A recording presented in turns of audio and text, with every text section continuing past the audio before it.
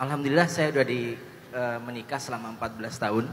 Cuma saya memang belum mendapat keturunan. Lah ini yang saya pertanyakan. Nama saya Rahman Kurniadi.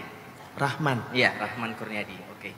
Oke, Pak Ustadz, mungkin pertanyaan saya yang saya ingin tanyakan udah dijawab tadi sama Pak Ustadz. Tapi sebelumnya karena saya alhamdulillah sudah diingatkan kembali Pak Ustadz atas afirmasi positif.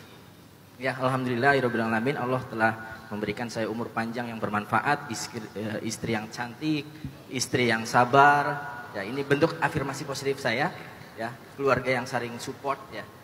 Tapi kadang betul bahwasanya kekhawatiran yang menyebabkan ada kegelisahan, Pak Ustadz. Ya, apalagi dengan kekhawatiran di masa depan. Alhamdulillah saya sudah menikah selama 14 tahun. Cuma saya memang belum mendapat keturunan. Lah ini yang saya pertanyakan. Menjaga afirmasi positif atau menjaga rasa kegelisahan saya, menghilangkan rasa kegelisahan saya tentang masa depan yang manusiawi. Kadang saya berpikir siapa yang akan merawat saya nantinya, ya. Padahal saya yakin Allah Maha Penjaga, Allah paham mengabul segala doa-doa kita, ya. Allah akan menjaga saya nantinya seperti apa. Tapi bantu saya Ustadz untuk membooster kembali bahwa saya semakin yakin untuk hal itu, untuk hal-hal yang masa depan saya seperti itu. Baik Kang Rahman, barakallahu fiik. Semoga Kang Rahman segera Allah berikan keajaiban, punya keturunan yang banyak, insya Allah, yang soleh solihah, yang menjadi penyejuk mata bagi orang tuanya. Kang Rahman kayaknya perlu banyak baca kisah Ibrahim dan Zakaria. Karena itu kasusnya sama, nggak punya keturunan. Padahal mereka manusia sempurna, manusia sehat, manusia normal, nggak ada yang bermasalah, baik secara kesehatan maupun secara keimanan. Tapi Allah menguji mereka berdua dengan nggak punya keturunan selama 50 tahun. Jadi Nabi Zakaria dan Nabi Ibrahim itu baru punya anak sekitar umur 70 atau 80 tahun. Memang waktu itu umur mereka rata-rata 100 sampai 150 tahun sih. Tapi kan berarti itu umur kalau 100 tahun atau 150 setengahnya ya. Ya umur 30, 40 tahun kalau zaman kita sekarang. Jadi teman-teman, setelah 50 tahun mereka hidup tanpa keturunan dan mereka nggak pernah berputus asa meminta kepada Allah. Bahkan bahasanya Zakaria itu kalau di surat Maryam gini, Rabbi inni wahanal 'azmu minni washta'ala ar-ra'su shayba wa lam akum bidu'aika rabbi syaqiyya. Ya Allah, ya Rabbi, tulang aku sudah melemah, rambut aku sudah penuh dengan uban. Artinya udah tua. Nabi Zakaria udah tulangnya udah bongkok, beliau nggak tegak lagi, udah bongkok, rambutnya sudah beruban. Tapi aku tidak pernah berhenti dan berputus asa meminta kepadamu. Wa inni khiftul mawaliya min warai. Aku khawatir, persis kayak Kang Rahman tadi. Saya khawatir tentang masa depan saya. Khiftu min warai. Aku khawatir di masa depan aku nanti nggak punya keturunan bakal gimana. Aku meninggal nggak ada yang ngurus jenazahku. Aku meninggal nggak ada yang meneruskan perjuanganku, ya Allah. Khauf, khawatir, takut. Sama seperti yang dirasakan Kang Rahman. Itu yang dirasakan Zakaria. Wa inni khiftul mawaliya min warai wa kanat imraati aqira. Dan istriku juga sudah mandul, istriku juga sudah menopause. Artinya secara biologis nggak mungkin lagi istrinya punya anak. Nggak mungkin juga Zakaria yang udah tulangnya udah bengkok, udah jalannya nggak tegak lagi, udah bongkok, rambutnya udah beruban punya anak. Kayak nggak mungkin. Tapi kalimatnya walam akun bidu'aika rabbi syaqiyya. Aku nggak pernah menyerah dan berputus asa, tetap berdoa kepada Engkau ya Allah. Jadi Allah menguji Zakaria untuk menjadi contoh bagi kita. Selama itu Zakaria berharap dan selama itu belum dikabulkan, selama itu juga dia tidak pernah berputus asa untuk tetap berharap.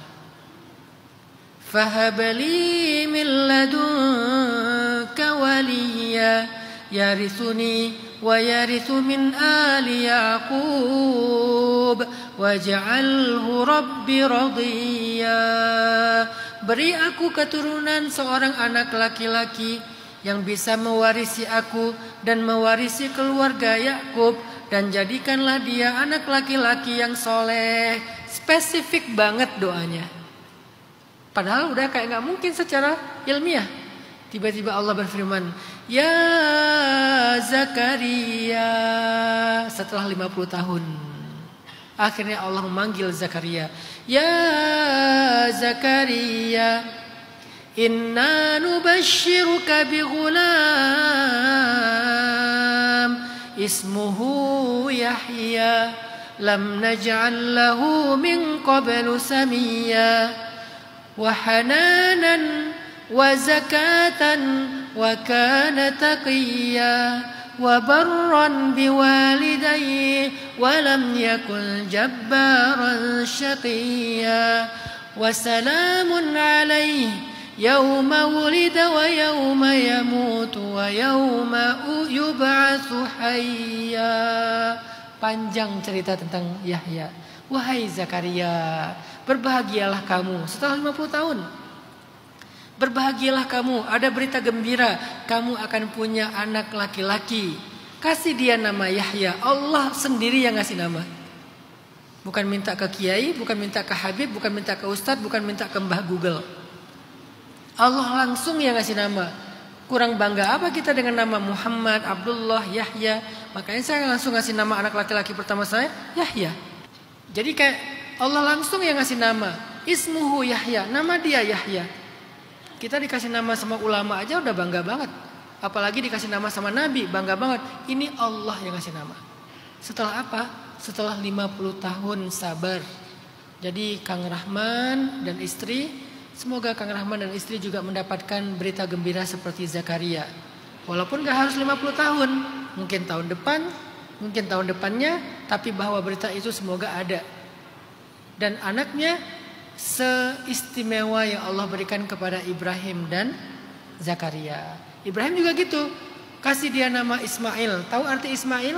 Ismail itu artinya anak yang suaranya didengar di langit. Bahasa Ibrani yang jadi bahasa Arab. Anak yang suaranya didengar di langit. Sehingga ketika Ismail menangis, langit berguncang, akhirnya keluar air zam-zam yang dibawa oleh malaikat. Dipukul dengan kakinya malaikat, keluar air zam-zam. Kenapa malaikat turun? Karena mendengar suara tangisan Ismail di bumi. Itu Ismail. Yang satu lagi Ishak. Apa maksud dari Ishak? Anak yang cerdas, brilian. Kalau kita pernah membaca cerdasnya ulama Imam Syafi'i, sekali baca langsung hafal. Sehingga kalau beliau baca buku, satu ditutup, satu dibaca. Takutnya kehafalnya langsung seketika dua-duanya. Jadi cara bacanya gini. Hafal. Kalau kita kan nggak hafal-hafal ya. Udah melotot nggak hafal-hafal, bolak-balik nggak hafal-hafal. Imam Syafi'i saking otomatis menghafal, tutup dulu. Kalau Imam Syafi'i bisa kayak gitu, saya yakin Ishak lebih dari itu. Cerdasnya cerdas banget ya. Hasil apa? Hasil sabar 50 tahun juga bersama dengan Sarah dan Hajar. Jadi cerita mereka mudah-mudahan bisa menjadi afirmasi positif, menenangkan, menjadi sebuah harapan. Bahkan kalau nanti Kang Rahman berdoalah seperti doanya Zakaria yang ada di surat pembukaan surat Maryam, sehingga doa yang ajaib terjadi pada Zakaria akan terjadi juga dalam kehidupan Kang Rahman.